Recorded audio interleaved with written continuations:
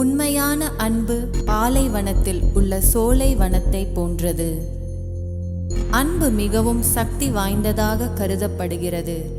இந்த அன்பானது நம்மை மிகவும் உயர்ந்த பாரமற்ற பரந்த வெளிக்கு கொண்டு செல்லக்கூடியது. ஆனால் தற்காலத்தில் சில சமயங்களில் இந்த அன்பானது மிகவும் தாழ்ந்து தவறான சக்தியாக பயன்படுத்தப்படுகிறது. அன்பு என்பது இன்பமானது, அன்பு என்பது தெய்வமானது என்ற பாடலும் உண்டு. இவ்வுலகிலுள்ள அனைவரும் அன்பின் உண்மையான மிகச் சரியான அர்த்தத்தை புரிந்து கொள்ள வேண்டும். உண்மையான அன்பானது வெறும் உணர்ச்சிகளை மட்டும் கொண்டிராமல் புரிந்துணர்வு, மரியாதை மற்றும் முழுமையான நம்பிக்கையை அடிப்படையாக கொண்டது. நாம் இறைவன் மீது அன்பு செலுத்த வேண்டும், சக மனிதர்கள் மீது அன்பு செலுத்த வேண்டும், நம்மீதும் அன்பு செலுத்த வேண்டும். அனைவருடனும் சுமூகமாகவும் மகிழ்ச்சியோடும் வாழும்போது அன்பு உருவாகிறது.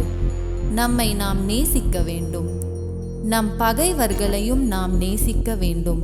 அப்போதுதான் இறைவன் நம்மை நேசிப்பார் என்று கூறப்படுகிறது. அன்பு தன்னலமற்றது. அன்பு என்பது கொடுப்பது, மாறாக எடுப்பது அல்ல.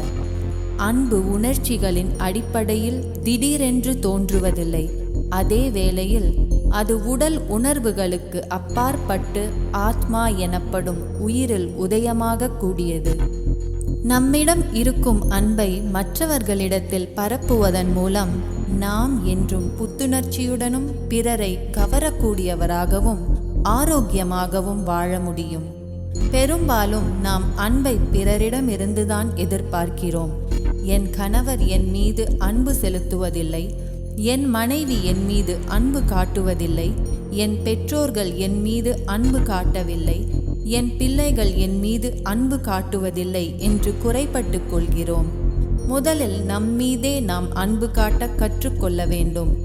நம் மீது அன்பு காட்டுவது என்பது நம்மீது நாம் அக்கறை கொள்வதாகும்.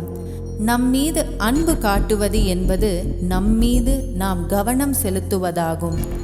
ஒவ்வொரு நாளும் நமது எண்ணங்கள், வார்த்தைகள் மற்றும் செயல்களின் மீது கவனம் செலுத்துவோம்.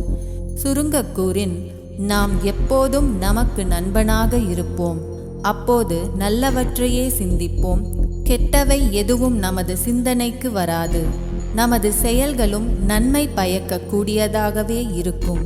மேலும் பயமின்றி இருக்க இறைவனை நமது நண்பனாக்கிக் கொள்வோம். சிந்தனை துளி. பரந்து விரிந்து கிடக்கும் வானத்துக்கு எல்லைகள் கிடையாது. அன்பிற்கும் எல்லைகள் கிடையாது.